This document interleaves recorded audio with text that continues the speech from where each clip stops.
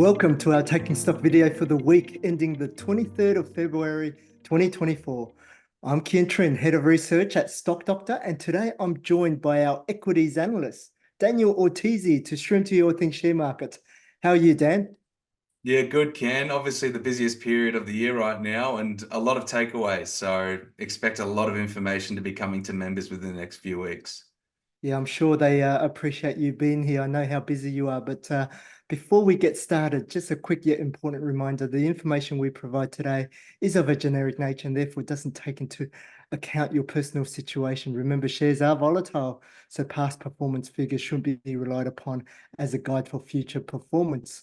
Also, a quick reminder that our Stock Doctor Masterclass invitations have been sent out.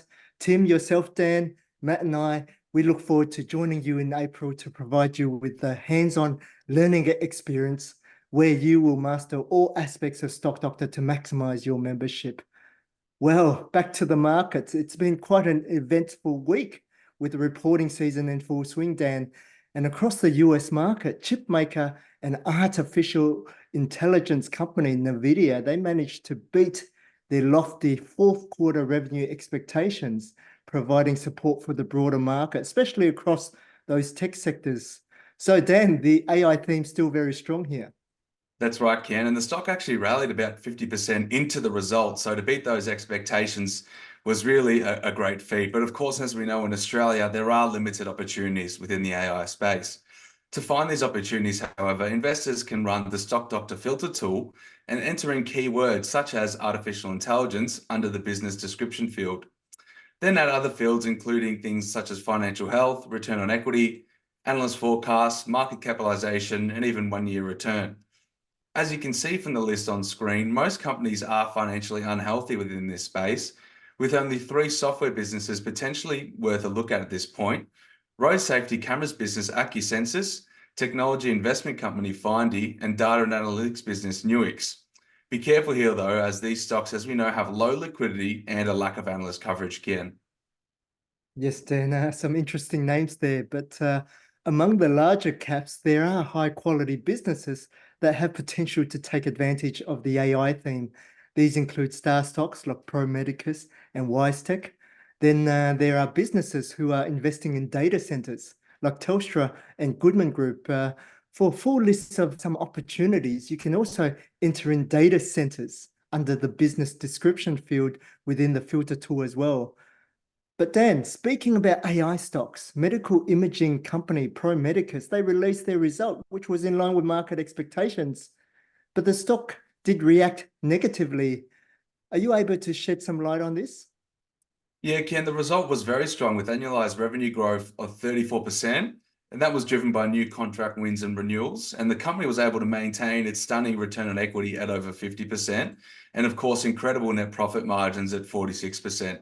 However, the market is all about expectations, and given that the stock had rallied strongly leading up into the result, I think the market did have perhaps a little bit higher expectations, potentially pricing in even an earnings beat there, Ken.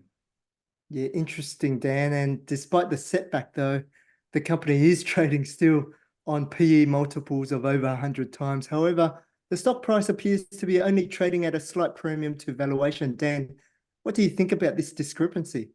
Yeah, Pro Medicus, Ken, as we know, it's a very interesting case study when it comes to valuation because historically it has always traded at a large price earnings ratio.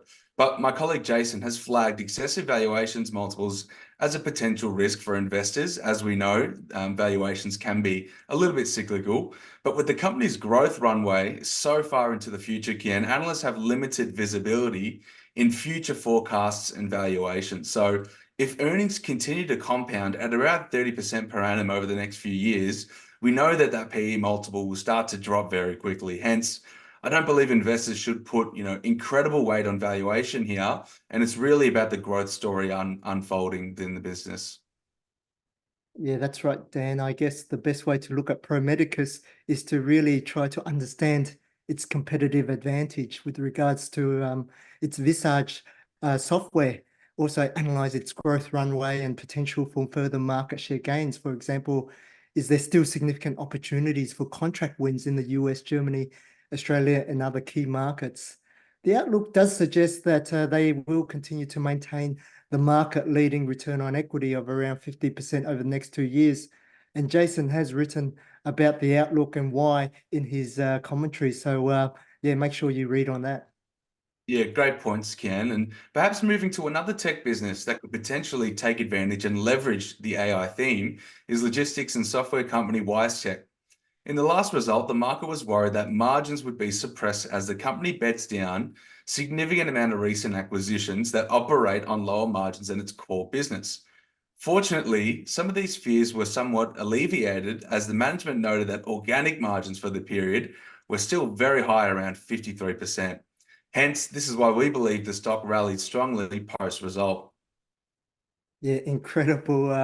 Dan, I noticed that there has also been an uptick in its financial health from strong to satisfactory over the last period. Could this mean that the financial health is at risk in the near future? Yeah, we know this is certainly a possibility, Ken, isn't it? I mean, if we dig further into Golden Rule 1, you can see that the balance sheet ratios, such as the total liabilities to total tangible assets, have deteriorated quite significantly over time. Now, Ken, this is due to the rise in intangibles, which is currently sitting at about 82% of total assets. That in combination with rising debt levels off the back of multiple acquisitions. At this point, we would like to see the business take some time to absorb these acquisitions and use its cash flows to pay down debt before making another significant or material acquisition in the near term. Otherwise, as we know with other businesses such as Car Group, financial health could be jeopardized, Kian. Yeah, certainly we will be paying attention to this looking forward. But another interesting star stock that reported this week was salary packaging and novated lease provider Macmillan Shakespeare. Previously, market sentiment was impacted by the lower than expected margins from the uptake in the electric vehicles and also the loss of the South Australian contract. Has anything changed this time around, Dan? Yeah, it did appear, Ken, that the result was actually above market expectations this time. However, these businesses have very messy accounting, and in Macmillan in particular, given the divestment of several business units. Despite this, the key points were that the group's remuneration services segment, which contributes around 55% to revenue, was the standout. And of course, the thematic about electric vehicles contributing about 37% of novated lease sales, up from 21% in FY23. In addition, the novated lease margins grew by 15% on the prior year due to the higher margins extracted from electric vehicles. And the market has reacted favorably to the result, possibly because management have been wise this time not to disclose the actual margins from the electric vehicle segment. But with the stock trading at all-time highs, it may be prudent for investors to manage their positions and take some profits off the table here.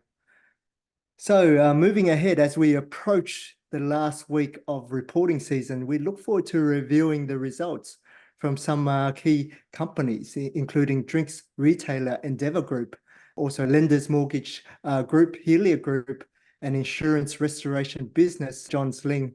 Meanwhile, Telstra is expected to go ex-dividend. So for full details, please refer to our corporate calendar.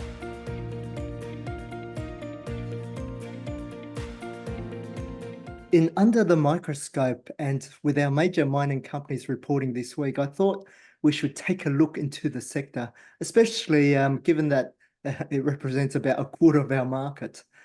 Let's begin with iron ore majors, BHP, Rio, and Fortescue. They've all performed well over the last 5 years as iron ore prices trade above long-term averages. We've seen incredible dividends and capital returns through asset sales as well. But Dahan, there is now evidence of a slowdown, right? Yeah, Ken, cracks, I guess, are starting to emerge, and particularly within the cost segment. So costs continue to rise at an operational level. Rio Tinto reported its full-year report as it reports its financial year in December and actually revised up its unit cost guidance to the top end of the range for FY24, which appeared above consensus estimates. BHP, on the other hand, had increasing capex guidance in the near term due to greater funding requirements out of the Oz Mineral assets acquired in South Australia. Fortescue remains committed to its projects in green energy and decarbonisation and plans to spend over $1 billion on these projects in FY24, and perhaps without little projected returns from their studies showcased to investors as well. Yeah, interesting, Dan. And this probably explains why free cash flow is expected to decline. And this could potentially impact the forecast dividend yields for these companies. So investors should really not take the forecast yield as given. How about outside of iron ore, Dan? Yeah, Ken, outside of iron ore, it really has been a weak reporting season, and it's evident with the declining return on invested capital for many of these companies, such as the lithium miners, even base metal miners, and even coal miners as well, really driven by falling commodity prices year on year. A company I'd like to call out in particular is a former star stock, South32, and we do get a lot of questions about this business from members. So previously we have liked the business, management team, and the composition of assets since it famously demerged from BHP. However, we are concerned about some recent developments. South32 remains committed to its Hermosa growth project, which it has spent already over $1 billion on so far, and the board actually approved a $2 billion capex development investment, despite what looked to me, Ken, like very poor returns on capital for the project. In addition, its acquisition of Sierra Gorda Copper has yet to add materially to profits or cash flows, and the debt on the balance sheet is now starting to pile up. Yeah, it remains in satisfactory financial health for now, Dan, but the metrics under Golden Rule 2 are weakening. And at this point, I believe you prefer to sit firmly on the sidelines despite the decline in share price. Dan, so, from an investor standpoint, what should they be looking at when they're assessing these kind of mining stocks? It's a great question, Kian. And from my point of view at this time, it's all about balance sheet confidence. So financial health, and in particular, owning high quality assets. So of course, I'm going to be digging very deep into these results for these companies to understand whether they can actually last out a potentially weaker commodity cycle, which we haven't seen for a number of years now. Or in the case that the operating numbers are looking poor, the analysis will be on to determine whether this is a short-term cyclical issue or a long-term structural issue. Perhaps some of those discussed previously with South32 as an example, Ken. We can't afford to be investing in low quality and high risk miners at this point in the cycle.